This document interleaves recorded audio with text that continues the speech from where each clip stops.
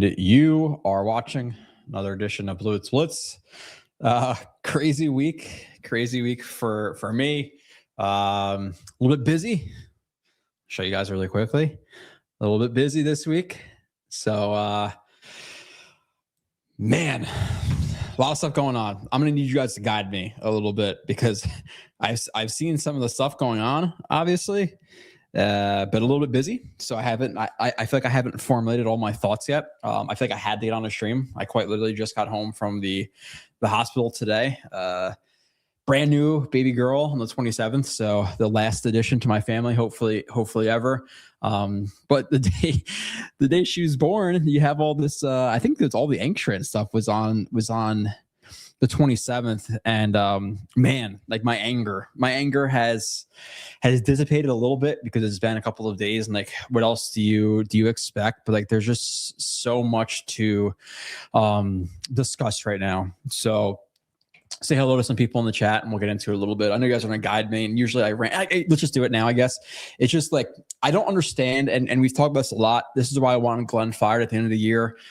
In-game stuff, can't do it, right? We got 12 men on the field on offense. We have the non-Hail Mary at the end of the Broncos game, not pulling Justin Fields in the perfect opportunity to when he got injured. And you can say, hey, listen, we can't run our offense with him. He can't run like we want him to. We're going to pull him for Tyrod. Nope, doesn't happen. Don't throw the ball at the end of the first half. Comes out after the game, says, yeah, if I can go back and do it again, I would throw the Hail Mary. Same situation the next week against the Panthers. Doesn't do it. So he's not great in game. He's not great in the media, right? Going back on his words, not giving us any reasons or any ways he could improve the team. He says, I have a bunch of ways we can improve the team, but gives no specific examples. I'm not asking him to give away state secrets or anything like that. So he can't speak to the media, can't talk. And then the big thing is, okay, well, he's a CEO coach, right? He's a CEO coach who fired his entire staff.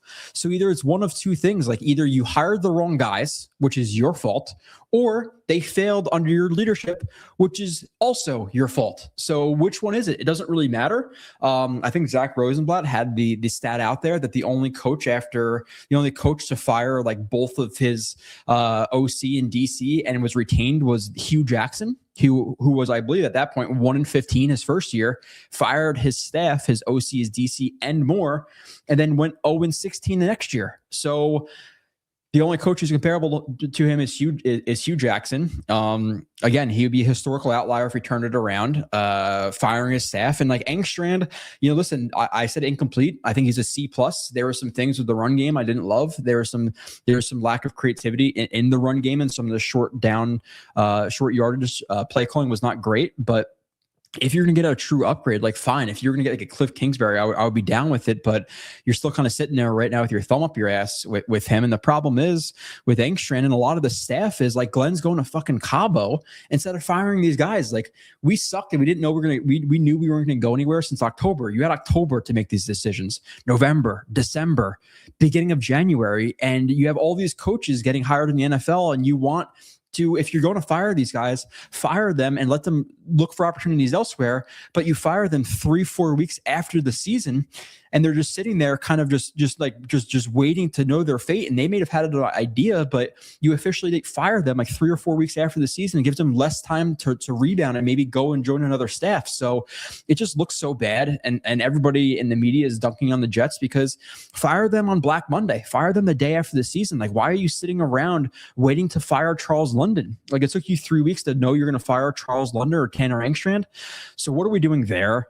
You have the reports of like Wink wanting to come in, and then Wink doesn't come in. Was it a thing where, again, there's so many like different ways you can take it. Like, okay, Wink's coming in, in-person meeting for the second time. It seems like it's a done deal with him, which, by the way, it seems like the media is on their knees for him, maybe because he gives away state secrets, or he is their source or something like that, because everybody's just kind of blowing Wink right now, or they were, even though he hasn't been good in a few years. But it seems like, okay, Wink's going to call the plays, and he's going to be, the leader of the defense. And then is it a thing where like Woody Johnson steps in and says, no, Glenn, I want you to call the plays, and like that changed up what they were going to do, and then And then Wink didn't want him to come in, and they hired this dude from the Dolphins. What is it, like Duker or Dunker, whatever the hell it is? You guys will remind me. Honestly, again, just a lot of shit going on. So Glenn's going to call plays, which I'm fine with. Like, I'd rather Glenn go down with the ship and him call plays than Wink call plays. It was just weird that Wink was going to come in, then Wink didn't come in. Then he hired this, Duker, Dunker, whatever his name is, which was he was like, I think he was like the defensive pass gaming coordinator for the Dolphins last 2 years. He was, I know he was in the Ravens organization, I believe, as well. And he crossed paths with Glenn in Detroit. And like, listen, Glenn, one of the parts of his resume that was good was some of the defenses, where like I think like 2022 was like bottom of the league. 2023, it took a slight step up. Or no, maybe like 2021, it was like bottom of the league. 22 was like a slight step up. 23, it was like middle of the pack. And then last year, or 2 years ago, it was like top 5 or 6, I believe, with all the injuries they had, and obviously not an impressive playoffs against Jaden Daniels, but at least the defense was like improving under Glenn. So that was part of the resume. So hey, go down with the ship. But I didn't understand the Wink stuff.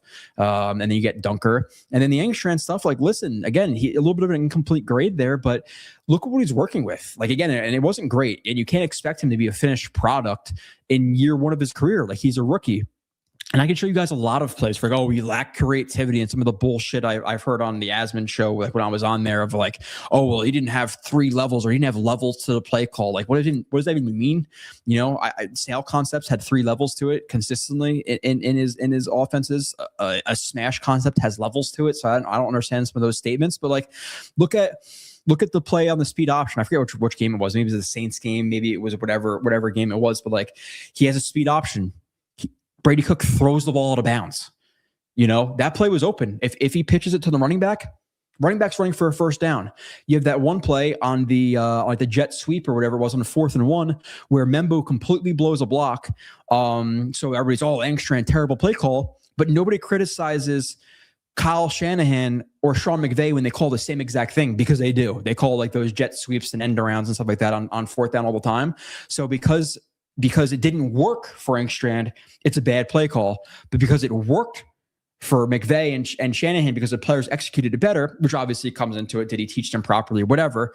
But that play is better. Like, so many people are so results based. The plays against the Panthers where Tyrod comes in and he has like the flea flicker or whatever it was, and Tyrod underthrows it by 15 yards. And like the next play, he does like a double reverse pass, whatever it was, and Tyrod throws the ball late and the safety closes on it. So he had some good play calls. The Ravens game, everybody was, again, I don't want to keep saying it, but like everybody was on John Mechie's piece, let's say, for a week or two. Do you know why people were on his piece for a week or two? Because of Engstrand, because he schemed them open. The play in the Ravens game where he basically, and I don't want to get into it too much, but he fakes a switch release, and then Mechie breaks to the outside, and faking the switch release screwed up the DBs. He breaks to the outside, he's wide open, he walks in for a touchdown. Everybody's, oh my God, Mechie. It was 1,000% Engstrand. 999% Engstrand, because Mechie had to catch the ball and then run his feet and get into the end zone. So like, Engstrand was not great, but he was not the problem either. But I get it. Offense sucked. Engstrand sucks. That's how a lot of people think. But you get rid of him, and now you're going to bring in a guy in Frank Reich potentially, who I guess the bright side of Frank Reich is like, the silver lining is, he's developed some quarterbacks, but when he won the Super Bowl, I believe it was Doug Peterson calling plays, which has come out, which I didn't know. But people have said on Twitter, like it was actually Doug Peterson calling the plays, and he hasn't been successful. He hasn't ran a good offense I think since like 2020 or 2021. So he hasn't been good in 4 or 5 years. 5 or 6 years. I believe he was like an advisor in college the last 2 years. So he's been out of the NFL for 2 or 3 years. He hasn't been successful in 5 years. You're looking at Wink Martindale before Dunker, and he hasn't been successful in the NFL for a few years. He got mollywopped a few times at Michigan. So you're looking at like old retread type of guys who are in their 60s. So just don't love the mindset. You have them reaching out to John Gruden for what reason? Was it, people say it was Glenn. That's what I saw on Twitter. That it was Glenn. I don't think, has Glenn ever crossed paths with Gruden? I get the reports are that, he reached out. It was Glenn. It wasn't Woody Johnson. If I had to bet my money on it, it's Woody Johnson saying, hey, reach out to this guy. Because where did the paths cross with Glenn? And Glenn being on the hot seat, do you think you really want John Gruden, a guy that fans would be clamoring for if the Jets start 1-3, 1-4, 1-5, which they will? So I don't think Glenn would want Gruden. I think Woody Johnson's starting to meddle a little bit, which is obviously a problem. Most likely, in my opinion, telling Glenn to reach out to Gruden, most likely telling Glenn that, hey, you have to call the defense. That's been a rumor out there as well.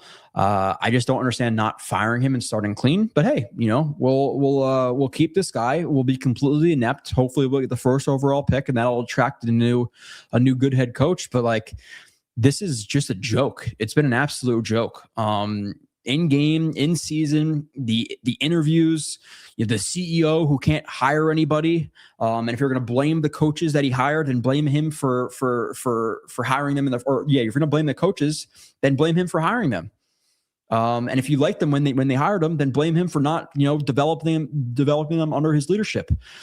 So can't be the CEO, can't speak in the media, can't coach, can't develop. So let's keep him for another year. It's everything is completely fine. So Jets are getting laughed at for multiple reasons. For one, not getting rid of Glenn, and then all the joke of what this last week has been. You demote Engstrand and the role is going to change. And then what does Engstrand? Does he come to Glenn? He's like, hey, get rid of me. I don't want to be on this shitty ass team for a year under Frank Reich. Get rid of me. Let me go somewhere else. And again, I don't think he was the problem. I really don't. Man, again, I don't know where to go because there's been so much stuff going on. It's just that's off the top of my head what is going on with the Jets, with Wink, with Engstrand, with Glenn just being an absolute clown, Woody Johnson being a clown. I severely doubt that he was the one who wanted to reach out to Gruden, who even maybe wanted to call his own plays. And if it was him who decided to call his own plays, great. Hey, go down with it being your failure on defense. So I actually, if you're telling me right now, Glenn calling plays versus Wink Martindale calling plays, I'd rather Glenn, because at least he was successful in 2024, where Wink Martindale hasn't had a good defense since 2020, 2021. But part of the problem is a lot of these candidates, you're not going to attract. If you were a candidate, would you want to go to the Jets? One, because of the Jets, one, because of Woody Johnson. Don't get I think the New York stuff in general is overrated. It's New York market. Listen, LeBron James made quite a name for himself in Cleveland, Ohio. I think it's a little bit overrated with the New York stuff. I get it, but still. So they're not going to attract anybody good, and maybe it goes to show with the defensive coordinator thing. And that's kind of why it leads me to believe that they changed course so quickly on Wink, because Wink seemed like he was a front runner for the job, or maybe it was just the media again gassing him up because he's their leak.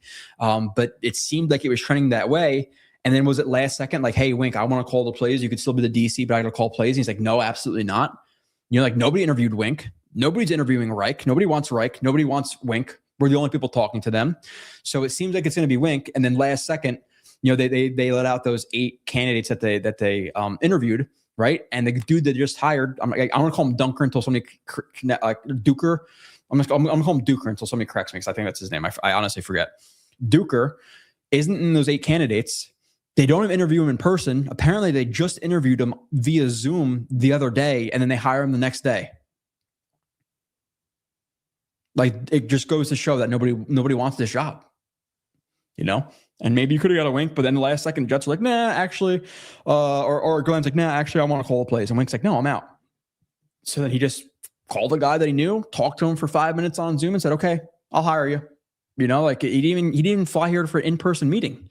He wasn't a part of the interviews, the first round of interviews. It was just last second.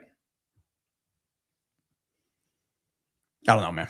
I'm sure obviously you guys are going to fill up the chat. I'm going to be able to go other ways with that, but so many thoughts. Obviously, I'm obviously, I'm gassed. A lot of shit going on the last few days with me. So past that, if you are actually a fan of the film reviews, I think I figured out the lagginess. So I know some of you guys are watching it. One of the problems was obviously the computer, right? So that was the first problem. Second problem was Zoom sucks apparently with sharing these videos. So now I'm recording with StreamYard, and it seemed to go much smoother. So we're gonna get a Tate review. And I just want to update you guys quickly. Like, this is my housekeeping after just talking about that garbage for a while. You're getting 2 more Simpson parts. I think I'm going to skip Mendoza. Who cares about him? You have a Lemon show coming, Styles, and I'll go through the guys. Or actually, these are all the guys I watch. You're getting a show on. Simpson, 2 more parts. Lemon, Styles, Bane, Reese, Tate, which the short's coming out soon. Bailey, Downs, Tyson, Falk, Boston, Woods, Concepcion, Love, McDonald, CJ Allen, Ola Vega, Ione, whatever his name is, the guard from Penn State. Watched him the other day. Mesidor, I just watched. And now I'm watching Nussmeier and Chambliss. So all those guys I said I've watched. So we can talk some draft. I got some strong opinions on these guys. You're getting all those reviews. Should be much more smooth, plus the Jet reviews, plus all the free agents, plus all the draft picks. So a lot of shit coming. I will not be reviewing Frank Reich's offense. I will not be reviewing Dunker's defense. So let Sabo do that. I'm not doing it. I don't care. I really don't care. We'll watch them suck during the season and we'll evaluate this game then. Eagle thing. We were back in 1996, but worse than ever before. Yeah, this is the worst it's ever been for me. I'm taking Gase over Glenn. At least he's like nice in the media. At least he can score a touchdown in the opening drives. Seriously. Gase did more with less than Glenn. He did more with less. Saleh was better. I can't really speak so much to Kotite.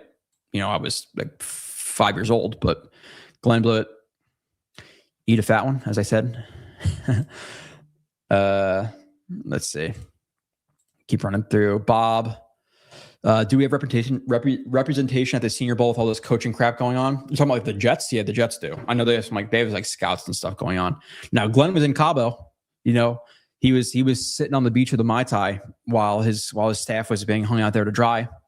He had to wait 3 weeks to fire these guys because he didn't know he was going to fire Charles London 3 weeks ago. He just decided on January, whatever it was, 24th, that he's going to fire these guys. Absolute joke. What's up, dude? Honestly, give Jets fans 3 reasons to care going to next year. Aaron Glenn. Really, like Eagle, I really don't care. I think the Jets are absolutely going to suck. What I'm evaluating is the young guys. That's all I care about. I care about Fashion. I care about Membu. I care about Taylor. I care about AZ Thomas. I care about Malachi Moore, et cetera, et cetera, et cetera. I don't really care about the team, like the Jet team. I care about individual players and what building pieces do we have going forward. That's what I care about. I don't give a shit about the Jets. I think Glenn's an absolute joke. And there's people like, oh, well, this sucks. But let's just hope for the best and see what happens. It's like, why? They gave us no reason to be positive. And I don't get the Dan Campbell stuff is like kind of thrown out there. Like, yeah, there's been 2 coaches who have turned it around. Being this bad in their first year. Zach Taylor got a Hall of Fame quarterback in Joe Burrow. If he's healthy, he's definitely in the Hall of Fame, in my opinion. And then Dan Campbell had Ben Johnson, and now they missed the playoffs without Ben Johnson. And even him, I think the stat was out there on Twitter too. Like, he only fired, I think, 2, 3, 4 coaches in his after the first year. Glenn just fired like 8, 9 dudes, and Campbell didn't fire his OC and his DC. So historical outlier. All the DVOA stuff. One of the worst teams in like the 70s. First team ever to get blown out by 23 plus points in 5 straight games. I don't care that they're tanking. It's not supposed to look that bad. Don't give me that shit. Oh, they're tanking. Yeah, it was still historically bad. There's a difference between being bad and tanking and benching some players and looking historically bad. Okay, so there's a difference. There's a large gap there. Is that just like a catch-all? Like, oh, they were tanking, so if they lost 100-0, oh, they're tanking. But we get our ass whooped by Mitch Trubisky. The Raiders beat the Chiefs. I know the Chiefs had a backup, but the Raiders beat the Chiefs. They were tanking. Max Crosby wasn't in. I think Brock Bowers was out.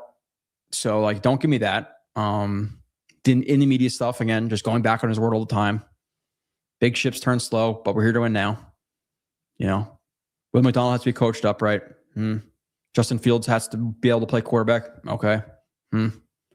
And I think people dunk on the Justin Fields signing a little bit too much, honestly. I think there's a little bit of Monday morning quarterbacking with that, transparently, because everybody kind of agreed, like, hey, shot in the dark. He's the only guy in free agency who could work out. So I understood the signing. I think they paid him a little bit too much money, but still clearly didn't work out. Again, and like if I was on a job interview and they said, oh, well, what can you improve on? I said, oh, I have a bunch of reasons I can improve. They would say, can you tell me those reasons? I'm not asking you to spill all your beans, but give me some reasons. You didn't give any reasons how you can improve. How can you be sure that a quarterback can develop under you guys? Oh, we'll make sure we have like the right staff around them to develop them. Like that's the answer. So just an absolute joke, and literally every single asset or aspect. And now, not only on top of that stuff during the season, you have the joke of waiting 3 or 4 weeks to fire your staff. And then, we're going to hire Wink. Oh, we're not going to hire Wink. Let's bring in a bunch of old retread coaches who haven't done shit in half a decade. The whole Rudin stuff. I don't understand. Let's just bring back Rex Ryan while we're at it.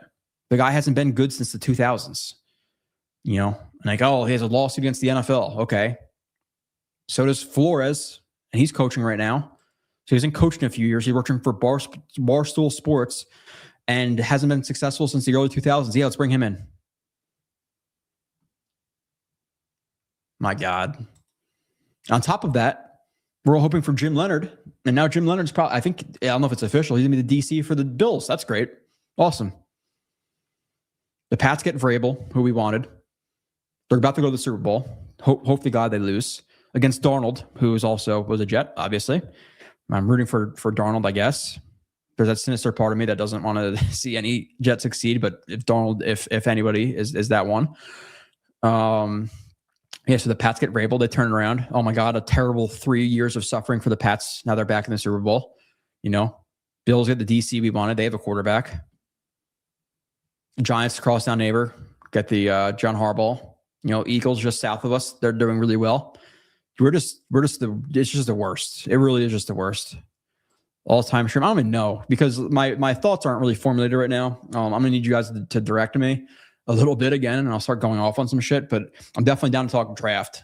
I'd rather talk that than just this, man. I'm like sitting there, daughter's born, wife in pain. I'm dang transpired. Like, what is going on here? What's up, Matt? Elia Lonzo. I'll just call you Lonzo. What's up? Appreciate that. Appreciate you, Nicky Stacks. What's up, Eagle? Congrats. Yeah, I thank you. Thank you, guys. Thanks.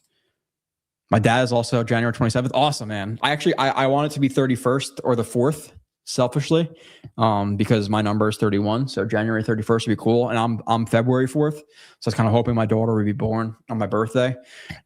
She was due the 6th, but she came early. Wife was an absolute champion. She pushed for 4 minutes.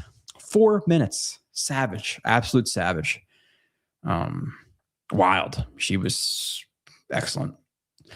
Sup, Joe in chat. What's up? Beloved peace. 2026 year will be the 30th anniversary of the 115 Jets, which I live to see. Aaron Glenn wants to honor. I don't think they'll go 0-17 or 1-16 really, because I think the talent's better than that. But January 29th, Jets get 5 wins next year. 4, 5, 4.5 is the over under. They'll be top 5 in terms, or they'll be like in terms of like Vegas, they'll be a bottom 5 team in the NFL. 2026 feels a lot. Yeah, it does, because coaching matters. Coaching in the NFL matters more than any other sport, in my opinion. And you can have a great quarterback. And I'm not saying Drake May was great his first year, but like, look what he's doing. Do you think Bo Nix would be good without Sean Payton? I don't think so. They were in the game with Jarrett Stidham. Like it's coaching. Coaching matters a lot in the NFL. Even if you want to put like quarterback roster, 60%, 65%, coaching still a large chunk of it. And I think it's probably closer to 50-50 than that. So, even if they get good players, it doesn't really matter, because this coaching staff is horrific. Maybe they hire guys who actually end up being good. Maybe Dunker is great. Maybe the new quarterback coach they hire is great, but you're definitely not attracting the top candidates. So, you're working from the B, C tier already, because no A tier guys want to come here. You know, like if I was a pass game coordinator for a good team, I want to stick it around with that team for an extra year instead of going to the Jets, me being in a shitty situation and somebody attaching that to me and then not getting the job you want the next year. Like I'm not doing it. Are you aware of Frank Reich's woo-woo speech? I don't think so. David. What, with the woo-woo speech? I don't know, man. No, I don't think so. Ace Spedes? Ace. Let's call you Ace. Usually the Jets look like stars during the offseason and stink once the season starts. Maybe this year will be different. Yeah, because we look like absolute buffoons in the offseason and now we're going to be good during the season. Maybe you're right. Maybe it's time to flip it on its head. But like, listen, at least we have young players. We got Fashanu, we got Membu, we have the draft, we got first round picks. So that's what we evaluate this year. Like I'm going to go into the first week or 2 or 3 or 4 rooting for the Jets. And as soon as they're 0-3, 0-4, and all these quarterbacks are coming out, you know, I'm going to be very early into the tank this year. I'm not now. You know, I'm rooting for them to turn it around and they go 17-0. But once they're 0-3, 0-4, getting beat by 20 points a game, most likely, yeah, it's automatic. Let's get Sane, let's get Arch, let's get Dante Moore. Can't escape the Jets, you know. So yeah, Sellers, whoever's gonna, you know, whatever other quarterbacks are out there next year. Mateer, right? He went back. There's another guy who went back to. I can't remember his name off the top of my head. Dude from USC, right? Is that Mateer? No. Mateer was Oklahoma. I forget. But yeah, we'll see. Oh. I appreciate you, Jan. Thank you for the super chat. Everybody's doing great. Mom, baby, awesome. My wife went from 4, for the people who know all this stuff, 4 centimeters to 9 centimeters in an hour and 20 minutes with no epidural. That was a struggle. That seemed like it hurt. And then at a certain point, like she's suffering and she's like, you know, in front of the doctor, she's like, oh, I feel bad for you. Like, yeah, having to see me like this. I'm like, oh yeah, poor me having to watch you in pain, you know? So absolute savage. Okay, where was I? Thank you, Jan. No, you're the best. I know you're one of the diehards for this channel. Now he's calling defensive plays. He couldn't just be the head coach. How is he going to do both? Disaster? Yeah. Hey, this guy who's never been a head coach before. Let's make him head coach of the team. Let's also make him de facto GM of the team. And now let's make him also call defensive plays. You know, it's just like it's just not going to work. It's not going to work. You know, Olberg said it. I had to delegate more. Is Glenn going to? I don't understand. You know, congratulate and told you I get in here when I can. Love these evening therapy sessions. Yeah, I'm sorry it's so random when I do it. It's just, listen, full-time job, shifting schedule. There's no day. I can't lock down a Tuesday because I'll work some Tuesdays, some Tuesdays I don't. 2 kids, you know. So I'm sorry that's sporadic. I can't do Tuesdays at 8 or something like that, like a lot of people do, you know. So it is what it is. Best hopium yet, Ace. I like it. Oh yeah. Good. What's up, Christian? Maybe you don't use Mike Tannenbaum to guide your. Yeah, like the same. The guy that Woody Johnson fired a decade and a half ago because he sucked at as a GM. Let's hire him to then find a good GM. Like in what world? In what world does that happen? You know, you fire your fry cook from McDonald's, and then you ask that same fry cook to find you a good fry cook. Like what? In what world does it work? And like, and it's been out on Twitter. I don't know if Jake put it out there or somebody put it out there, but like you had the quote come out where they went back to I think the combine or something from last year, and they're literally saying like what they're not maybe the combine is before is during the coaching search. They're saying they're not looking for X's and O's guys. They're looking for like a leader of men. It's like that leader of men shit works when you're in Pee Wee football. It works when you're in high school. There's no head coach in the NFL that's going to motivate you more than millions of dollars on a contract. So I don't give a shit about the leadership of men type stuff. Like, give me an X's and O's guy over the leadership of men stuff. And they literally said it. And Woody Johnson's such a buffoon that again he hires this guy who he fired, and then he's convinced by rah-rah speeches. Yeah, Jamie and Sherwood in like week 4 loaf it on a screen pass that he blew the coverage on. You'd think you blow a coverage, you're going to hustle your ass off. So at least, hey, you gave effort after he loafed it. It'd be beyond frustrating. Seriously. Thank you for the super chat. Let me actually here. I'm gonna do what I said I was gonna do last time. I'm gonna pull up the chat. I kind of have it in two spots right now. I'm gonna pull up the chat too, so I can see if you asked anything, because I don't want to miss a bunch of chats. But I just see you spent $20. I don't see anything under it. I see congrats above it, but thank you, dude. Yeah, thank you. Appreciate it. I ate like a pig those couple of days. I gotta bounce back.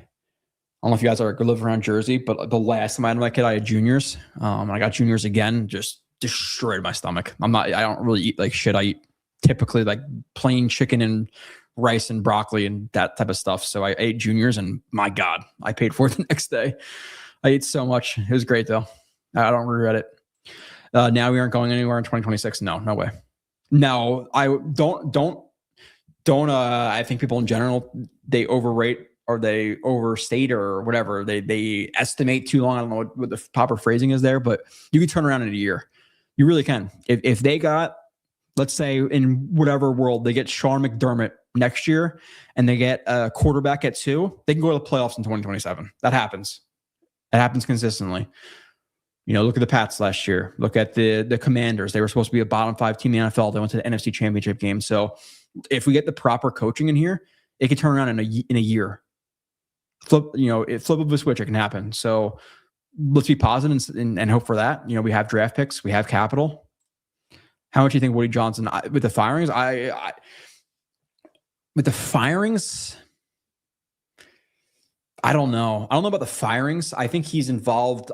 Me personally, my feeling, just Woody Johnson, I think he got involved with Glenn and said, "Hey, you call the defense." That's my opinion, because they were so close with Wink. There's no way that Wink was considering it, knowing that Glenn was going to call the play. So I think they flipped on him really quickly, and I think he strong armed him to reach out to Gruden, because there's been no connection there. At least to my knowledge, there's been no connection. So I don't know. Duke of ER. The problem getting Woody. Glenn might have hired the worst coaching staff in NFL history. Yeah, at first, dude, you're literally a running back for a quarterback's coach. So,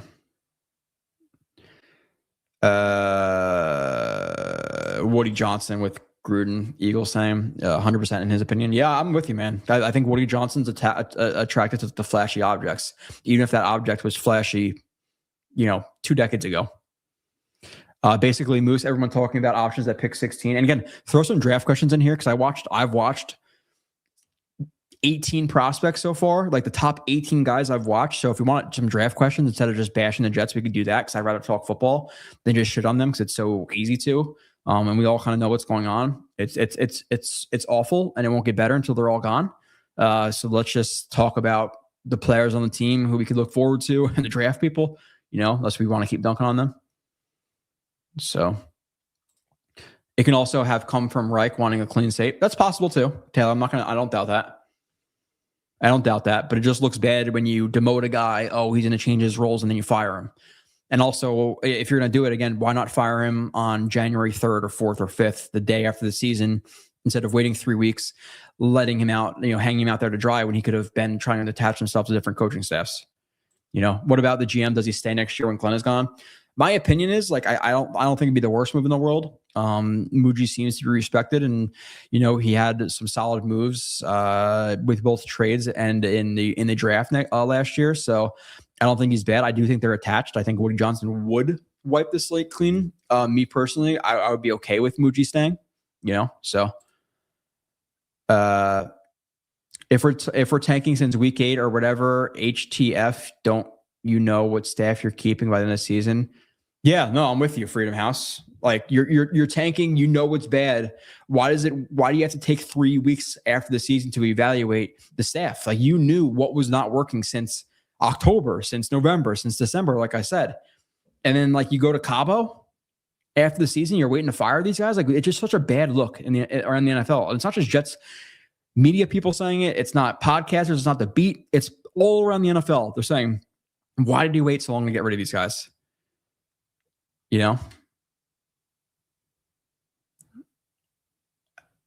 So I don't know. No one knows anything. It's just projecting worst case onto it. Well, that's we're trained to do that. You don't know that he wanted to Wink. It seemed like he wanted to Wink. Everybody was saying they wanted to Wink. Everybody said it was pretty much a done deal, or was going to be a done deal. And it seems like Wink may have been a little bit of a leak, and maybe he was just gassing himself up. But it definitely seemed like it was pointing that way. Now I can't say definitively I know that, but the tea leaves were heavily in favor of Wink. You know. Is a 33rd team still divided? I don't know, dude. I don't know, but I've listened to Mike Tannenbaum speak on the radio, and the dude is an absolute buffoon. He's an idiot. He really is just dumb. He really is dumb. Like there was some comparison. He tried to compare Arch Manning to Justin Fields, and I don't remember how he tried to connect those dots, but he did. And he defends Glenn to the death, and obviously he has to because he's the one who advised Woody Johnson to hire this dude. He doesn't want to look like an idiot, but when you're hiring somebody, you want to talk about leadership. Like if I'm going to hire like somebody to, I don't know, manage my finances. Like I don't want some guy. Hey, I want a leader. I want a leader. I want a guy who's really good character and is a good leader as my financial guy. It's like, no, I want a smart dude with a degree from Harvard. You know, I want a leader. It's like, I don't get it, man. I really don't get it. With Reich being the OC most likely, do you think it's more likely that they draft Simpson at 16 or 16 or 2? I can see us picking Ty at 2, guaranteeing the QB. AG won't go down without taking legitimate. Yeah, that's my concern. I do think with Reich, because at least he's developed quarterbacks, like he's been a part of developing quarterbacks, that they want him because he can potentially develop these guys. So I do think they'll land one. I don't think it would be Simpson at 2, maybe at 16, maybe it's Chambliss at 33 or Nussmeier at 44. I still have to watch more of Nussmeier. I'm only like halfway through. I'm watching 24 and 25, at least like little snippets of both. 25 is apparently very injured, so I'm watching 2 games. And then 24, I'm watching Alabama, Baylor, Ole Miss, and I forget the 4th game I'm watching. So far through the Alabama game, I know they have talent in Alabama and stuff. I have not been impressed. Like there's some really simple stuff he kind of missed that I did not love. So we'll see with Nussmeier. I know he's had a good few Senior Bowl practices, but I'm very early into it. Like I'm talking about, I think I'm 2 quarters through one game. So my opinion can very easily change. It could be a bad game. It could be a bad half, but so far I'm not impressed. I think the arm is average. I don't love the decision making, kind of leaning out of throws, doesn't like to take hits. We'll see if it changes. It isn't even the Super Bowl. What do you mean we don't have a head start? What are you talking about? With like staff hirings and stuff? People typically fire their coaches like the week after the season, not 4 weeks after the season.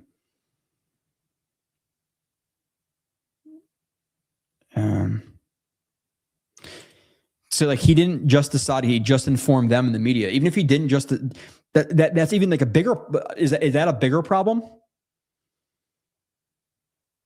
Like that almost makes it worse. If he knew he was going to fire them and wait and sat on it for 3 weeks, why leave these guys out there to dry? Like this is guys' livelihoods. You know, like they could, again, what happens if, let's say, let's just say Charles London, because it's an easy name. Charles London was being maybe talked to behind the scenes by the Bears, and the Bears want him as a quarterback's coach. He's like, oh, well, I don't know. I'm still under contract with the Jets. I'm not sure if I'm getting fired. And then they hired somewhere else, and now, or somebody else, and now that job is not available to him. Like that's a problem either way. Either he didn't decide and he's an idiot, or he sat on it and he's an asshole. So he's an idiot or an asshole, Taylor. You choose. Yeah, there you go. Yeah, early thoughts on Nussmeier. Again, I'm quite literally 1 game through it, or a half through it, and I was not in love with his first like half at Alabama versus Alabama. I was not very high on it. Don't love the arm. Didn't see the processing wasn't there. Like he missed a very, very simple smash concept. It was wide open. He like overthrew it or threw out of bounds. There's another play where, like on a scramble drill, he could have threw it more to the inside, let the receiver attack. He threw it over his head and out of bounds. I'm not very high on him initially. But I'm too early to probably even speak on it. Really, like I'm being true. I have 95% more to watch. In the past, I tended to watch every single play of these guys, and that's what I only get out like 10 reviews of guys. 10 reviews of guys. 10 reviews of guys? No, 10 reviews total where now I'm watching like 5 games of guys so I can get out like 20 reviews. So I'm trying to get out a little bit more content in terms of guys, and I have a little bit more knowledge. So I'm not very far in Nussmar, but I have to watch a lot more. Mm-mm-mm.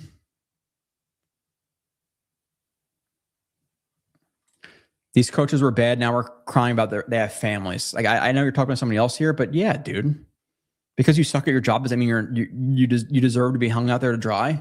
Like you might have to move from New Jersey, you might have to pack up and move to, Wyoming. Like they're waiting to change schools for their kids. They're waiting to figure out where they're living. Like they suck at their jobs, so let's hang them out to dry. Like, come on, man. Taylor, you're reaching. I guess you're a Glenn defender, but like you cannot defend that, dude. Like even if you're defending Glenn, let's just be fair. It's not a good move to fire staff 3 weeks after the season. Like, so if anybody sucks at their job, you should treat them like shit because they're a bad person now too. Like, you can just suck at your job. Doesn't mean I should be a dickhead to you, right? Like, come on, man. We're being crazy here, man. Hey Joe, thoughts on Ty Simpson, Ty Simpson combo? I think Reich can be the guy to develop him. Like, again, he's been part of like staffs who've developed quarterbacks before, but he hasn't been in the NFL in 2 years. He hasn't like called plays for a successful offense or whatever, I think since like 2020, 2021. So he has a resume, but it's a resume that's kind of getting a little bit dusty. So I think, could he be? Maybe. My problem is I think this entire staff is going to get fired after this year. So even if Reich like is that guy, if he was around for a few years, I don't think he's going to have the opportunity to be, because he's not going to be a holdover. New staff is going to want a new OC. So possibly, but I don't think he's going to get the opportunity to. And like, I like Ty Simpson more than other people do, no doubt about it. I think if you really watched every single play of him and not just from broadcast, you'd understand why I'm higher on him than most people. I'm not saying he's great or anything like that. The size and et cetera, lack of starts, I understand. But my concern is like, you're going to draft him. They're not going to develop him. Even if Reich is fine, he's going to get fired. And then Ty Simpson is learning a second system in 2 years. I just don't love it. So like I would draft Ty Simpson at 16, just in general, but with this staff, I'm not so sure. Sam Darnold is proof that the Jets I get the point, but no, like I can't agree with that, Eagle, because it's not like he went to the Panthers and it was good. It's not like he went to the Niners and they held on to him, the Vikings didn't hold on to him. So like, it's not the Jets' fault. It's not like he left the Jets, went right to the Seahawks and is in the Super Bowl the next year. Like it took 5-6 years for him. Now the way that they did in terms of like the culture or whatever ruin him is like his number one receiver was Brashad Perryman and his number one running back was Frank Gore with the 32nd, 31st ranked offensive line, like his 2 or 3 years here. So they ruined him with the staff. They ruined him with the team around him, but it's not like he just turned around in a year, It's like, people always dunk on the Jets for the Sam Darnold thing, but 90% of Jets fans want to get rid of him at that point. Realistically, they just did. I know people be like, I always wanted Sam. He was not good his last year. He did not look good. It took him years to turn it around. Shanahan passed on him. Kevin O'Connell passed on him when he was 13-3 or 14-2, whatever with him. The eggs weren't on their face. I get it. The Jets drafted him, but it's not like he turned around in 1 year. Mac Hollins, dude, what a tool! That kid, that dude is such a tool. And somebody like this is I must have been like a 15-year-old kid who commented on. He's like, he could beat your ass and he would steal your girl. It's like, is that how it works? That's how it works on the playground in grammar school. And just because you could beat somebody up doesn't mean you're a tool, not a tool. The Warriors thing, walking in barefoot. He's always like cutting up his shirts. Running around with no shirt on in the snow. Like he's just such a tool. He is such a look at me guy. He's like the guy who like he wants people to look at him, but it's like he acts like he's so cool that he doesn't want people to look at him. Like I know what type of dude he is, and they annoy the shit out of me. Taylor, you I'm sorry, you have to be like 15 years old, dude. If you can't separate them sucking from them being bad people. Like Saleh sucks as a coach. Is he a bad dude now? Like what? Come on, that's we're getting stupid. Glenn is built for this shit, literally. Yeah. Okay. Leonard was never called plays in the NFL. Well, one, he was an NFL player. He had really good defenses at Wisconsin. Now he's in Denver under Sean Payton and a part of that staff, and they have really good defenses. So he's a little bit of an unknown. No doubt it's a risk, but he has a good resume. So that's why he's highly touted. He's really succeeded in college, and he's a part of a really successful staff in Denver. That's why.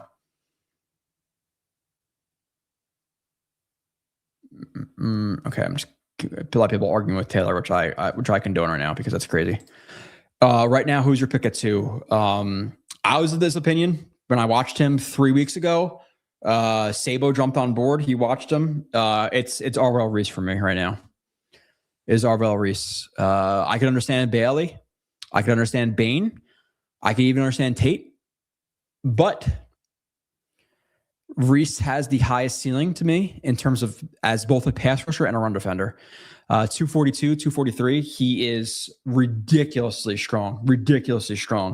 And I took a picture of it. I think Buffalo Jets fan actually put out the tweet. Let me see this stat I took a screenshot of that he put out. I'm not a stats guy, but I will steal other people's stats. I don't really steal it though, because I'm stealing it, I guess, but I give people credit because I screenshot it because I'm not a stats guy. Where is that stat? Damn, I'm scrolling through my phone because I have a shit ton of baby pics on here, obviously. Cutting the cord, blah, blah, blah, blah, blah, blah, blah, blah. Okay, so here's a stat. Limited opportunities, generated 4 sacks and 18 pressures. So he had 4 sacks and 18 pressures on 83 snaps as an edge rusher on true pass sets. 18 pressures, 4 sacks, and 83 snaps. So yeah, he didn't rush the passer, but if you ask him to gain 10 pounds and strictly rush the passer, if I draft Bain, he's not playing off ball, he's not playing linebacker, he's not spying, he's not dropping into coverage, he's not walling guys off. Maybe he could do that 2, 3, 4 snaps a game just for like different looks. Like if you're like running like a simulated pressure, you overload the right side, he's on the left side, he drops back into coverage, you blitz the corner from the right. Like you could do stuff like that with Arvell Reese, but it should be 98%, 99% of the time he's rushing the passer. So he needs development, but he has the ceiling of like one of those true blue chip players.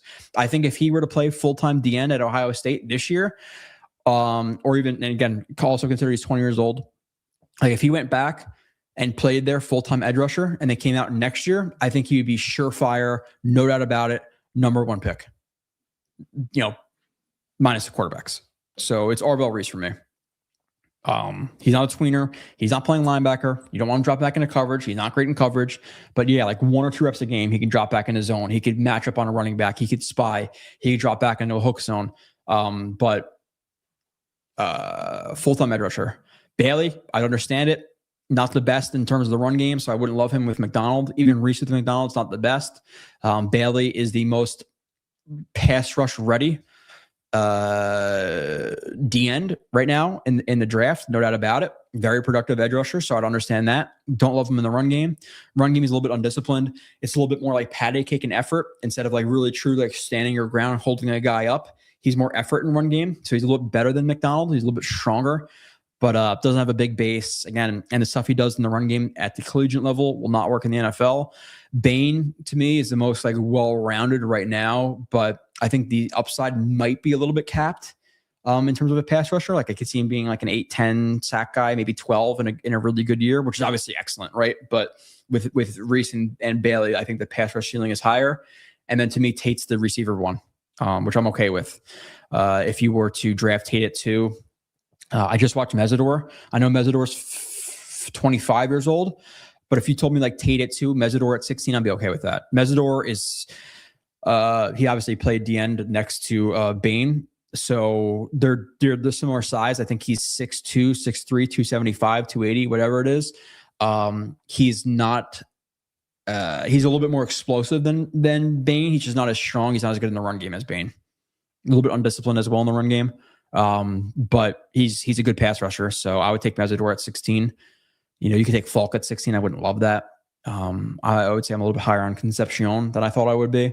The drops are a problem. I get it, but he's a really good route runner. He's really explosive. So I like him. But yeah, ask me about any of those guys. Cause I just watched again, a lot of them. Lemon, Styles, Bain, Reese, Tate, Bailey, Downs, Tyson, Falk, Boston, Woods, Concepcion, Love, McDonald, CJ Allen, Vega, Mesidor. And you guys are probably going to start getting like 2 reviews a week of those guys. $3 a month for the full review. You get more plays. You get the entire list of strengths and weaknesses, which I formulate and I show you in the reviews why I have those strengths and weaknesses. And yeah. Okay, let's see. Have you looked at Nussmeier? Yeah, I have. Not the biggest fan right now. Super early. Super early, like I said. So I could change that quickly. And I asked people specifically, I asked people specifically on Twitter. I was like, hey, what is the game in 2024 that like sold you on Nussmeier? And then I think the answers I got were mostly I saw UCLA and Ole Miss. So I put those games in. Yeah, I put those games in. So I'll keep watching. I have Baylor game to watch. I think he had like 3 touchdowns and 1 pick in that game, so we'll see. But there's some plays in the Alabama game. I was like, don't love it. Do not love it.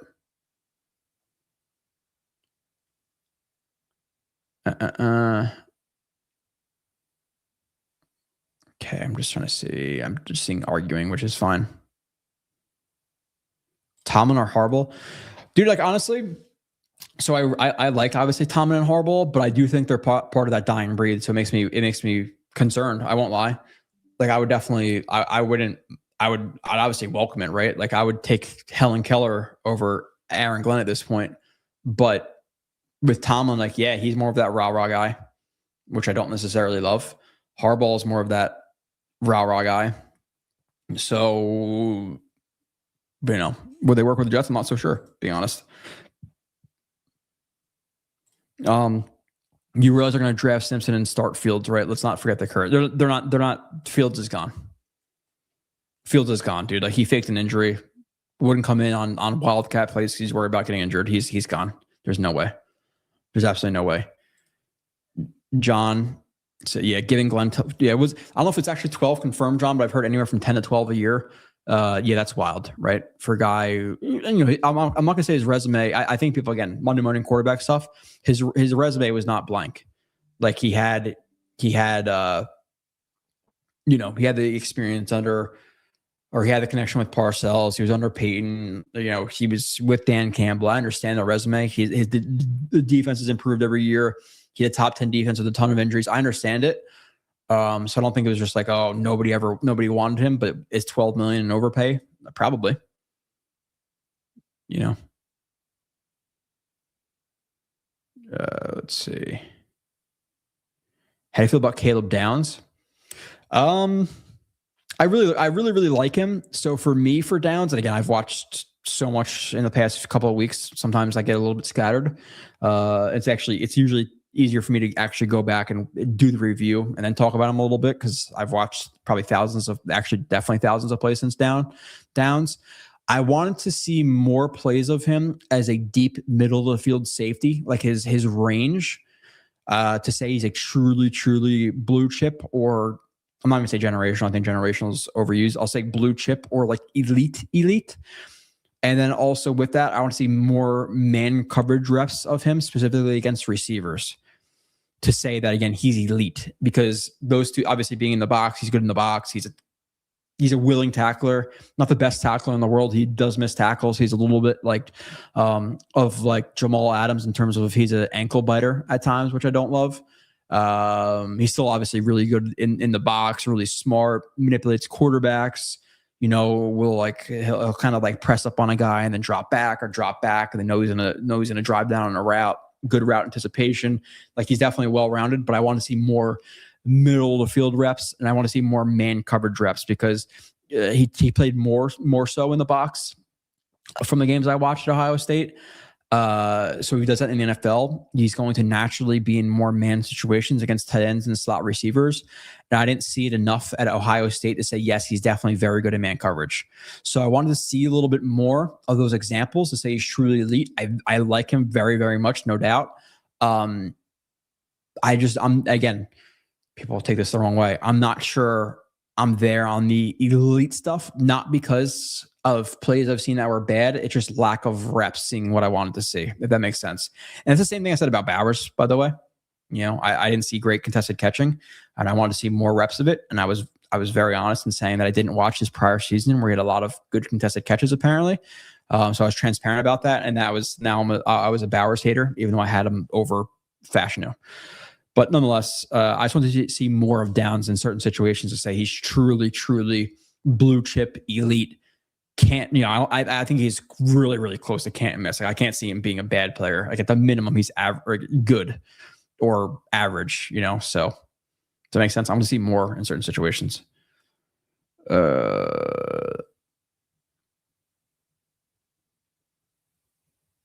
Moogie and Spielman should say.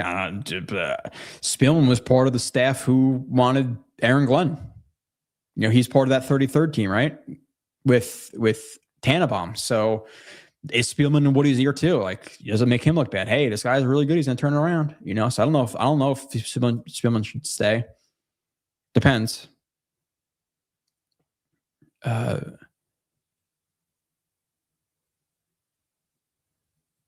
Okay, just a lot of arguing, which is fine.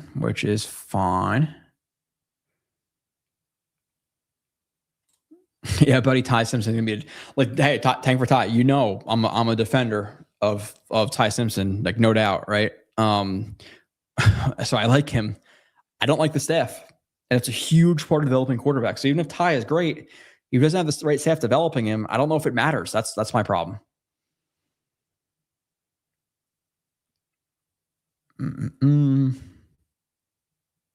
Even just hearing some of Mike's teas that you do, again, listen to him with Asman. Like, I know he posts them and they are hilarious. They are objectively hilarious. I don't know when he does it. I don't know if it's going to be this week or whatever, but if he does have another show with him, and he's going to talk about these firings, I would love to listen. Asshole, but that's cool. I think he's an idiot. I guess that was the asshole or idiot comment. Dude, like, either one.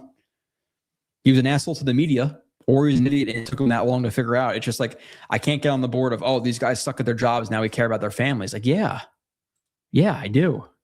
Like, I don't know. I deal with a lot of asshole people who are drunks or selling drugs or in gangs or beating their wives. I still care about their families. Unless they're assholes too, then maybe I don't really care. But, like, you can't just say, oh, he's a bad person, or he's bad at his job, so he cares about his family.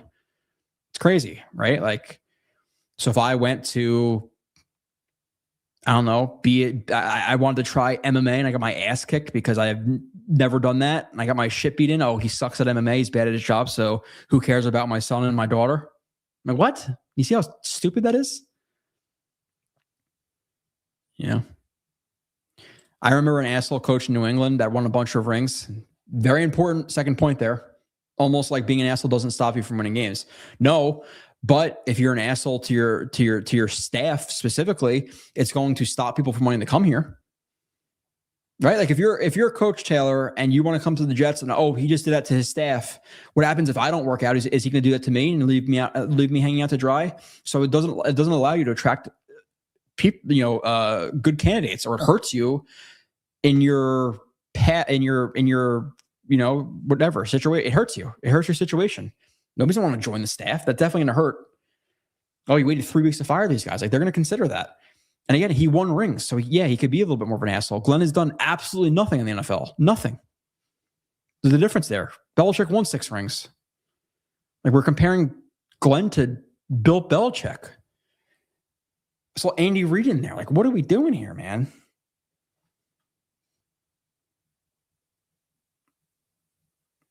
Like, I just the defense of him is wild right now.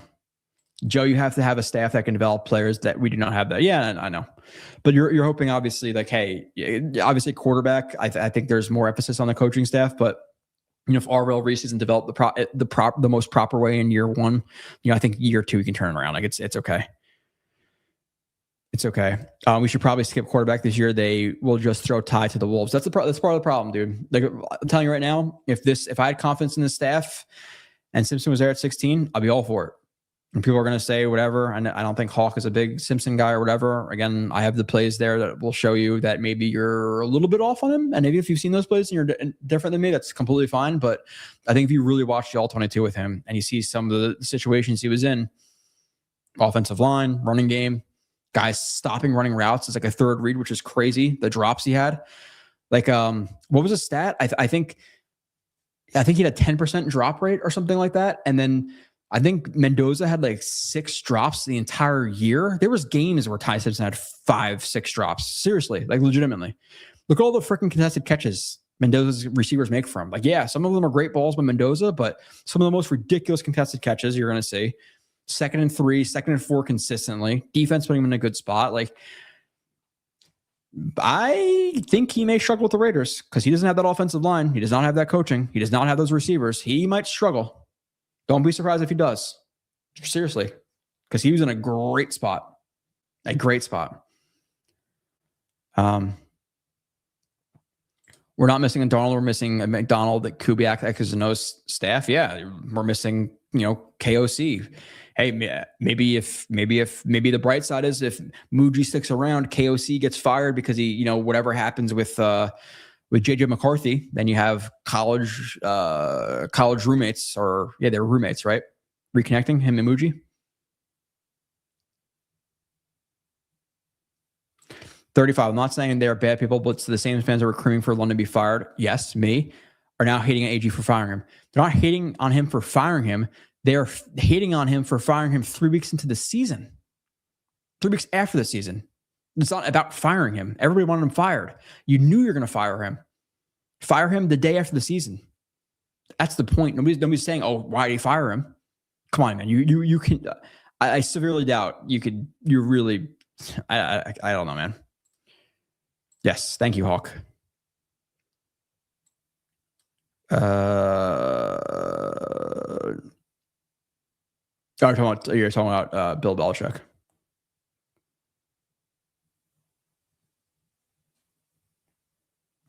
Oh, Tyson. Okay, I saw the 2 T's. I thought it was the same person.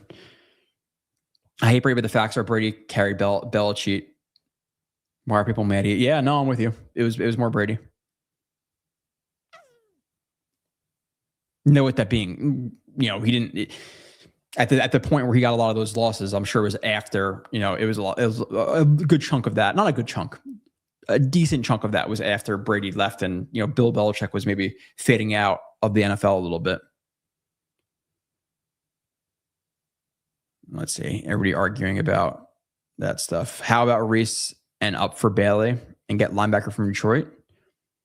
You're talking about like draft Reese and then trade up for Bailey? No, you're not. And then what? You have to get rid of McDonald and JJ in that situation? I don't think that's happening. I'd rather use assets at receiver, at offensive line. I could see Vega at 16 if they don't address that. You could see receiver there. The one thing, I know a lot of people are attached to receiver D end, and I am as well. Whatever combo that is at 2 and 16. For me personally, I like the DNs. I like the DNs at 16 better than I like the receivers at 16 who will be available. But with that being said, the DNs at 2 are better than the receivers at 2. So it's kind of hard. I could see Tate at 2 if they really, really like him. I could see Tate. And then I'm okay with Mesidor at 16. I don't know what receiver I'm okay with at 16. I can tell you right now, Boston, I'm out. I would be maybe okay with him at 44. And even then I might be lukewarm. And I have to watch more games of him. If they do draft him, I think I watched 5 or 6 games, but I was not in love with Boston. I would much rather have KC Concepcion out of Texas Tech than Boston. But I really don't love anybody at 16 for receivers. At the end, I could see Falk. I wouldn't love it. I would be a Mesidor guy at 16, personally. If he was there, like if they took take Mesidor at 16, I'm down. But I don't know if you draft like that. Like, just take the best player available at 2. In my opinion, that's Reese. Again, I can see Bailey because of the pass rush upside. Just don't love the run game. I can see Bain because of the well-roundedness, the easy fit into the defense. Again, I think early downs. I've been saying this since the day I watched him, D end first, second down, third down, flex him inside, get McDonald on the field on third down, and he rushes as a 3-tech. I think that's what happens with Bain. But Reese, man, that's even my next review. I think I do just stupid athleticism, just absurd. And when he does rush the pass, it's a true D end. He gets home. Now he needs development, but he's the freakiest of all of them. He's the highest upside as both a run defender and as a pass rusher. Now, obviously, Bain right now is probably the better like run defender. Actually, maybe. I don't know. I think if you played him at full-time D end right now, he might be better than Bain at as a run stuffer. And I think people too often think like, oh, the bigger guy, the more physical guy wins in the run game. The problem with a guy like with a guy like Bain is, and again, super athletic for his size and stuff, but the NFL is much more like east and west now with the run game and jet sweeps and end arounds and outside zone and stuff, that he may struggle a little bit more in space, where Reese is not going to struggle in space. And his recognition is really, really good in the run game. And then I have plays 242 pounds, 243 pounds of him just absolutely standing up a pulling 310-pound guard. And again, east and west, he's better. Now, if it's north and south run game, yeah, Bain is better, but the game is more east and west now. So Reese is a really, really high upside. Really, really high. Man, all my favorite Jets YouTubers are live streaming tonight. Oh, who am I in competition with right now? I don't know. What is today? Thursday? Today's Thursday? Today's Friday. No, Thursday? I don't know. Sorry if I'm stealing somebody's spot. I don't know who. I can't keep track. There's like 1,000 Jet YouTubers now. Wink was supposed to have the job, and Glenn changed his mind last minute. Glenn doesn't have. I'm with you, Hawk. That's what I think happened too. Either that or Woody Johnson stepped in and was like, "No, it's your job." Or it could have been a thing where Wink wanted too much money, and Woody's like, "I already spent all this money. I'm not spending that much money." And then he pivoted. Like it could be numerous things. I just hate talking about this shit. Like I'd much rather talk about Reese versus Bailey versus Bain versus Tate, but we're talking about stupid ass shit. And again, it's not just me saying it. It's not just Buffalo Jets fan or Jake Asman or Ryan from Jets Talk saying it. It's everybody around the NFL is saying it. How embarrassing it was this last week for the Jets. It's bad.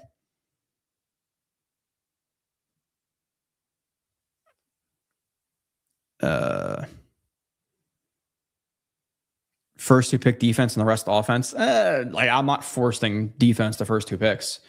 If you take a reset two, who do you like at 16? A window with a view. A window with a view. Who are you taking at 16 then if Reese is two? Like I don't love a corner there because of who they have. And if the corner is great there, obviously, grab him if you think he's absolute slam dunk. But I don't have a corner there. Are you forcing like Woods or Banks or McDonald? I didn't love McDonald, being honest. I think he's really good, like athleticism and stuff, and like a run stuffer, but super raw in a lot of ways. Woods is super athletic too, raw in a lot of ways. I might watch Banks. It depends on how far I get. I'll see like the guys like guys who I might add to that list, like toward, and we'll see obviously Senior Bowl and how it all, there's always a guy, a late riser or two who will be a number 50 in the draft, shooting up to 15 who I may watch. But for now, the next guys on the list who I would watch if I have time. I want to start getting some reviews out and see where I stand because I have to get all this stuff out before free agency starts. Or at least have it recorded and stuff before free agency starts because I got to start watching those guys. But TJ Parker, the end from Clemson, and then is it Caleb Banks? I think it's Caleb Banks, the D tackle from Florida, are two guys I kind of want to watch a little bit. Anthony Hill, the linebacker, I forget the school, but those are some guys I'm thinking of adding if I have time. But I think I already have 23 more reviews I got to record in 40 days or whatever it is. So I got to record literally a video every other day, which is not easy when you have two kids. But luckily, I do have like paternity leave, so I'm off for 5 weeks now. So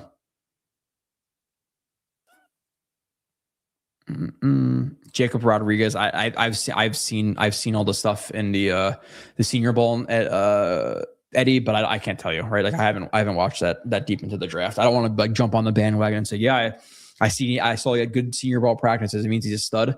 Now, fortunately, the guy I get filmed from does have senior ball reps, so I may be watching some of these reps of like Nussmeier, of Rodriguez, of whoever else kind of gets hot throughout the draft process. So I might go back and watch some senior ball reps of him, but I'll be completely lying to you and jumping on the bandwagon from senior ball. But I don't know. I wasn't there to watch him. 1, 2, you can't just take everything from practice. It's practice.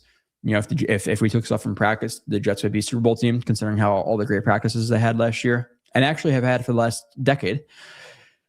So yeah, I can't say. I don't know.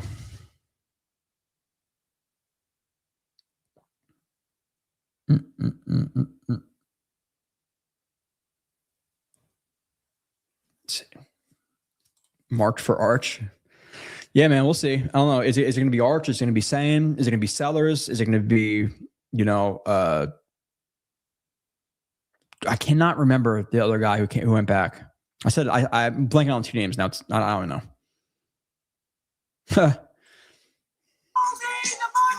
What is up, Jake, my dude? Sorry, I was a little bit late seeing that one. Joe Blow was born to break down film. We have a ton of for a little bit of a preview from the Asman show. I think I sent him a ton of, or not. I think I did send him a ton of guys we're going to do. So I don't know if I'm jumping on your show next week. I don't know if you're still in here, but we did Reese versus Tate last week. Then we got Bailey and Bain, Lemon and Tyson, Styles and Downs, Woods and McDonald, Concepcion and Boston, Love, who, by the way, no, I'm sorry, I think he's overrated. CJ Allen versus Falk, and then I think I'm adding Mesidor.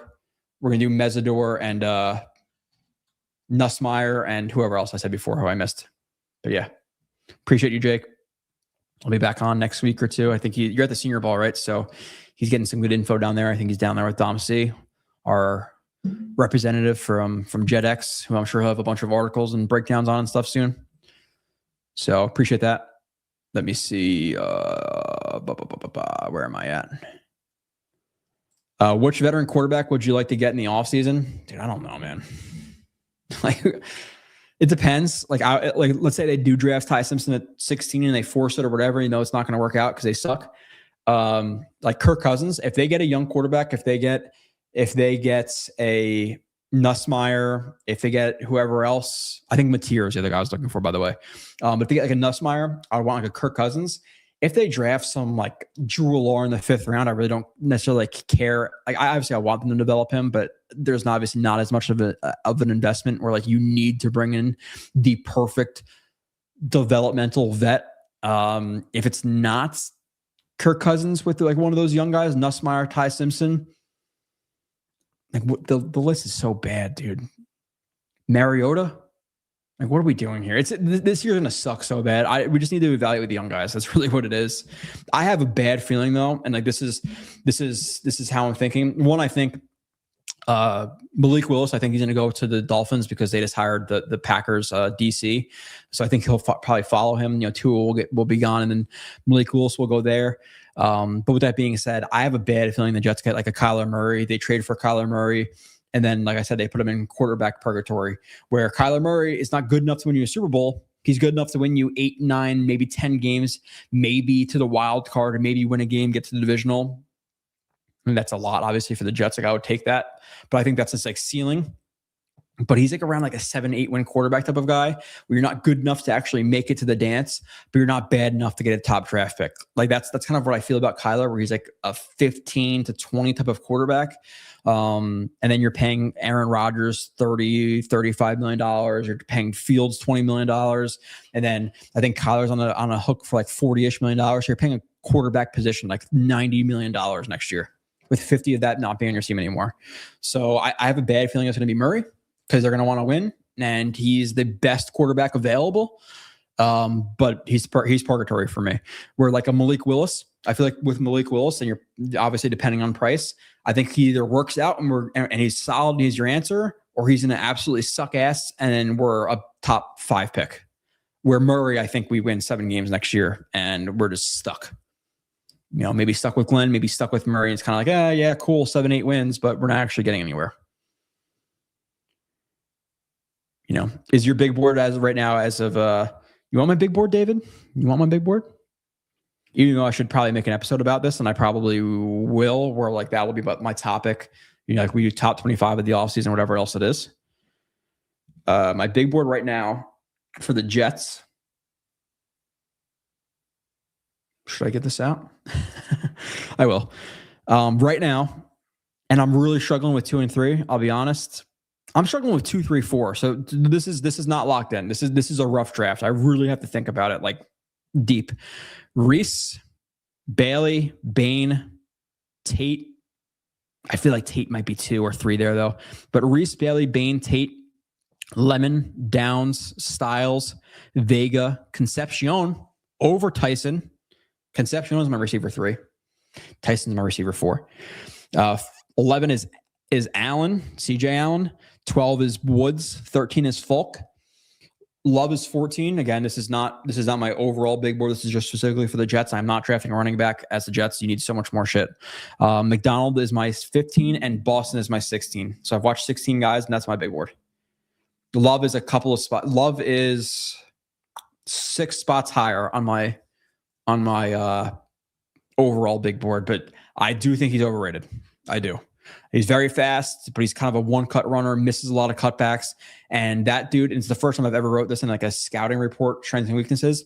He is so hurdle happy. Like he just jumps way too much. Like there's some holes he can hit and he just jumps for no reason. So, I don't know. John says, I know it's edited, but watching Hard Knocks, I thought Sala, Orbrook, Hackett stuff just looked like a bunch of jocks and meatheads. Football is chest. Yeah, they're talking about, crows and eagles backs and hawks backs, whenever it was. And it's like, that doesn't even happen in the animal kingdom. Like it would be better if it was, a real example. I would draft Ty with no, it's like, again, I get the love for Ty Simpson. I do. I'm higher on him than I would say 95% of Jets fans, but it takes a staff too. And I don't have faith in the staff, so I can't do it.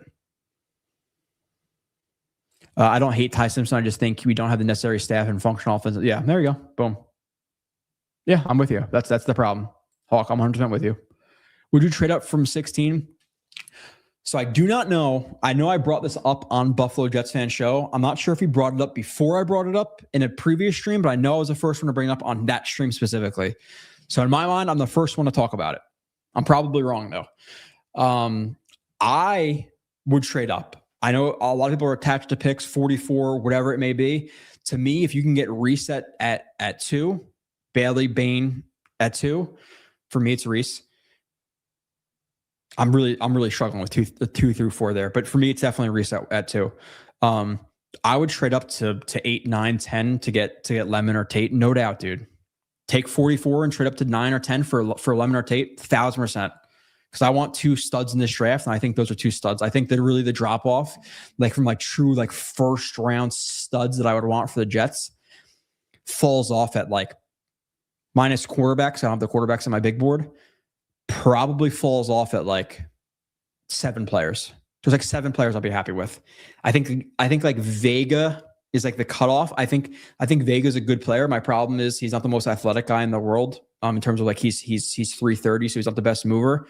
I actually would see if the Jets run system wise. So it's like Vega's like that spot where it's like 7, 8 players are players I'll be happy with.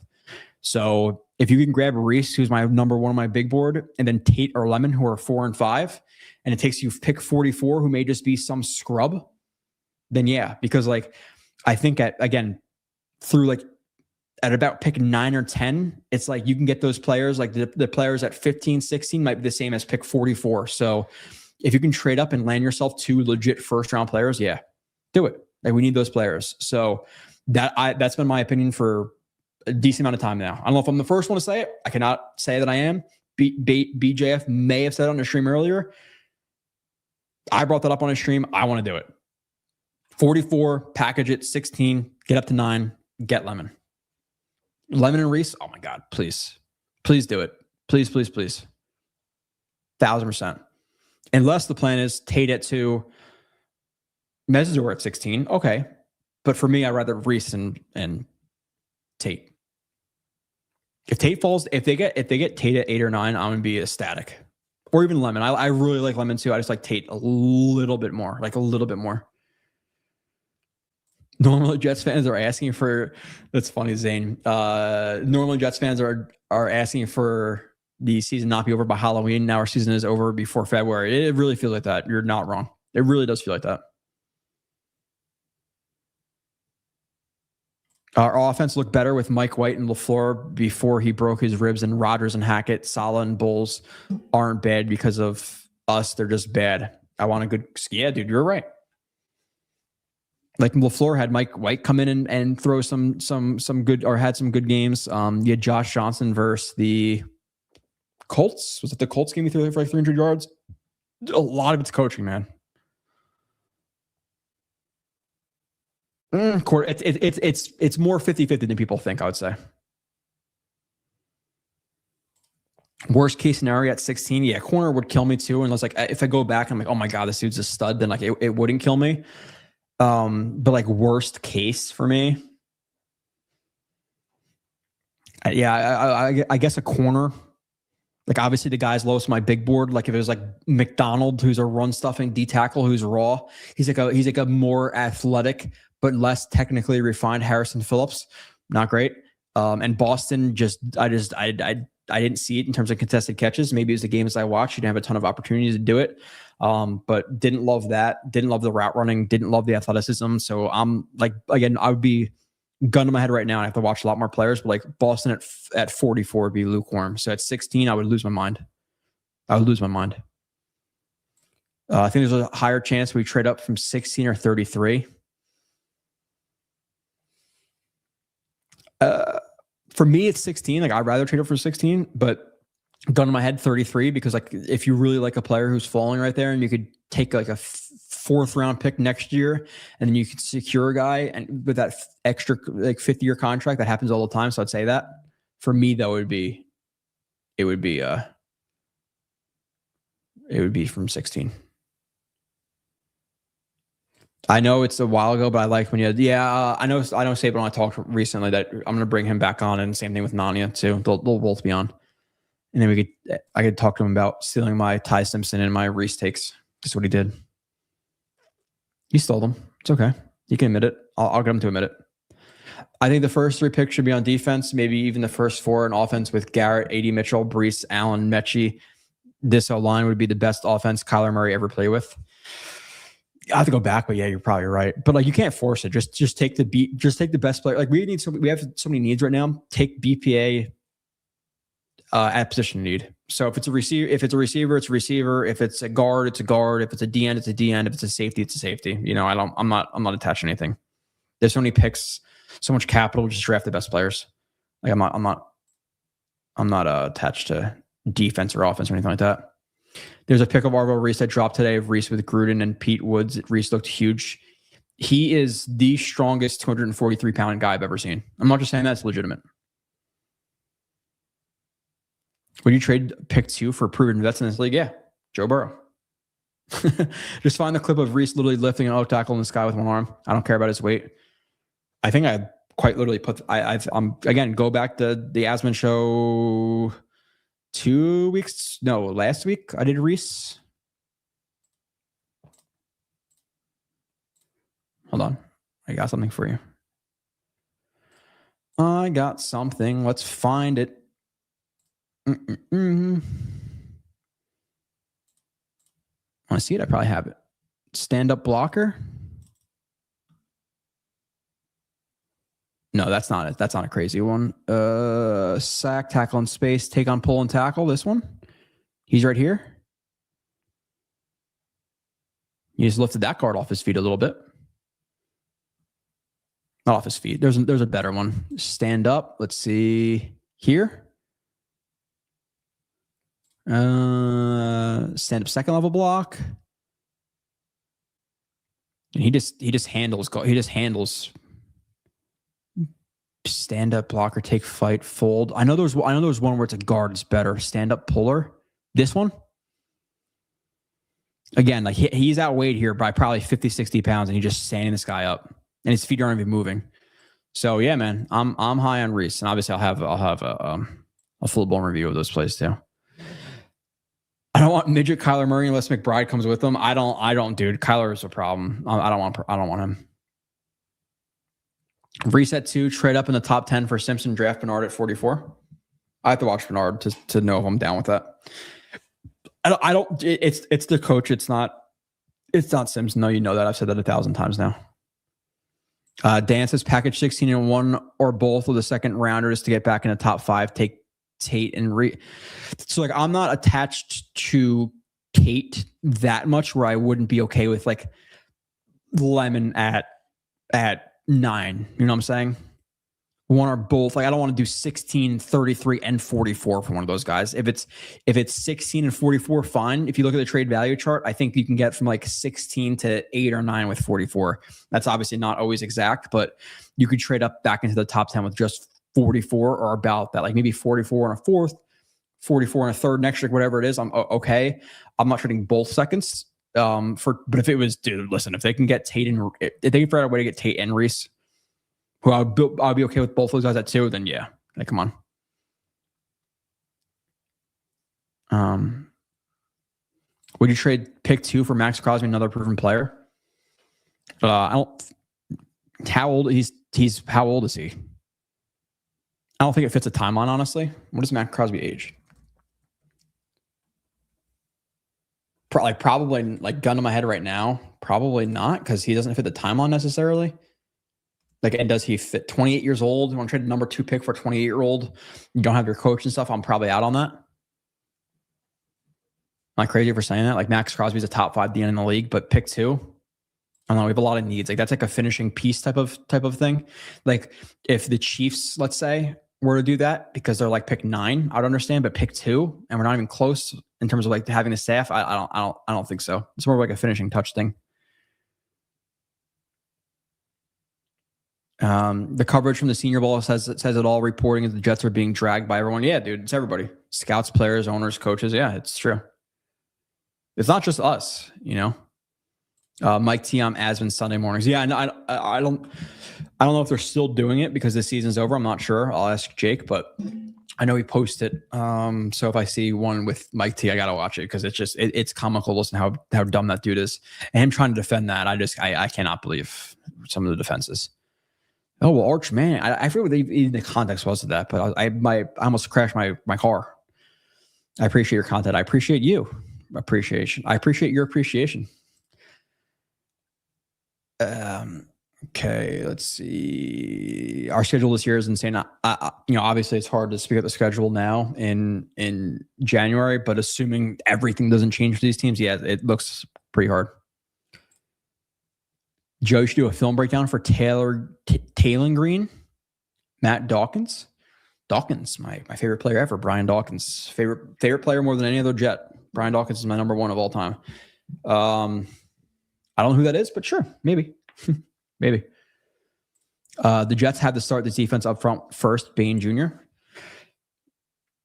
I like Bain Jr. I think he's a safe player. I just don't know if the ceiling is as high as I want it to for pick 2. Like Bain to me in a good draft feels like a 6, 7, 8, 9, 10 player. Where Reese, I could see him if he played full time being the end, being up there with any of the blue chippers. That's how I feel. I saw someone on Twitter say the Jets should let Arch Manning pick. Dan says Simpson is a high bust potential per Nani's analysis of most correlative college metrics. I listened to that. I forget exactly what there were, but there's obviously plenty of context to analytics, right? Like, yes, the analytics are the analytics, but you need to also have context into the film and why those analytics may be happening. I think part of it was like deep ball percentage or something like that. But so in the Georgia game, he throws a 45-yard bomb to Ryan Williams and hits him in the chest and drops it. You know, does that affect the numbers? Like, I get it. I think Mendoza, he was doing the thing. It was like 3 stats, right? Mendoza only had 1 as well. Listen, trust me, I legitimately think Mendoza may struggle with the Raiders. I do. He does not have the offensive line. He does not have the play calling. If he's not consistently first read, 2nd and 3, it might be a problem. Especially pressure in his face. He doesn't love it. And he can't really throw off platform on the move as well as you would like him to. I think actually, let me correct that. Off platform and on the move can correlate, but off platform doesn't mean on the moves, and on the move doesn't mean off platform. Off platform more means like awkward body position, fading out, that type of stuff where he's not great. Could be a Brees draft. Could Brees be a draft night trade? Yeah, no doubt. If there's a really good running back who falls second, third round, and they really love him, you want to get rid of Brees for. Well, then it'd be a tag and trade though, so probably not. Actually, they should have traded him a month ago or in November, most likely. When we be looking at interior offensive linemen, it seems like we're missing one, two if ABT is gone before we're set for a while. Yeah, I think they bring back one of Simpson or ABT, and I think you still need one interior offensive lineman. So we got to see how free agency shakes out, right? Like if they just bring Simpson back or they just bring ABT back, I think it's in play at potentially 16. Like if let's say they bring in a center, whatever center you like, a mid-tier offense or center in free agency, and they go into the draft with no left guard, and then Vegas sitting there at 16, I could see it at 16. Do I want a guard at 16 necessarily? No, but if he's your best player on the board, it's a position of need, do it. Jonathan Gannons, yeah. He couldn't fire up a Pee-wee football team. I saw that. I forget exactly what the context was, but yeah, I saw that. John, thoughts on Alec Pierce? Could help Colts pick if they lose him. I want good receivers. I don't love Alec Pierce and AD Mitchell in terms of they're both kind of similar players. So, like not a bad player. I just don't love the fit necessarily. I have to watch a lot more though, but that's just my right off the jump. That's kind of my opinion. With the lack of confidence in the coaching staff, would it be best to trade draft picks for proven players?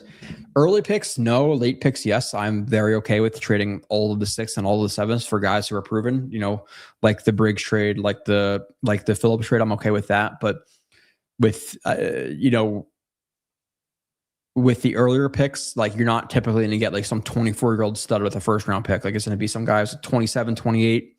AJ Brown, 29, whatever he is, malcontent. So late picks, yes. Early picks, no.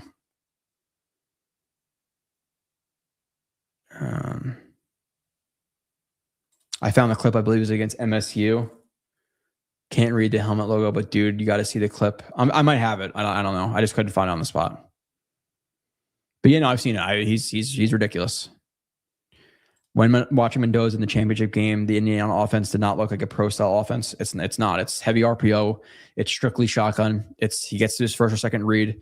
He's not proactive versus the blitz. He's reactive, which is a problem because you cannot be reactive in the NFL. You got to be proactive because against Kennesaw State, if a guy's in your lap, you may be able to get away. But against Max Crosby, it's not going to. Well, Max Crosby in practice, you're not going to be able to do it. So. I don't think Mendoza's some slam dunk. That is for damn sure. Again, I think if you put him in Oregon's offense and Dante Moore in his offense, it's a different story. I'm not saying I don't think any of these guys are great. I don't think Ty Simpson's amazing. I don't think Mendoza's amazing. I don't think Dante Moore was amazing. But I think the gap is much smaller between those guys than people realize, or at least that's my opinion. So Mendoza was in an absolutely wonderful situation with a star-studded team. At least they played like stars. Contested catches up the wazoo, no drops, great running game, consistent 2nd and 3, 2nd and 4. So play action got everybody. First read, second read was consistently open. So yeah, I'm not. I think he may struggle. I really, really do. In the clip, Reese long arms off and tackle while reading the plays, slaps, tosses him aside like it's nothing. Freakish play.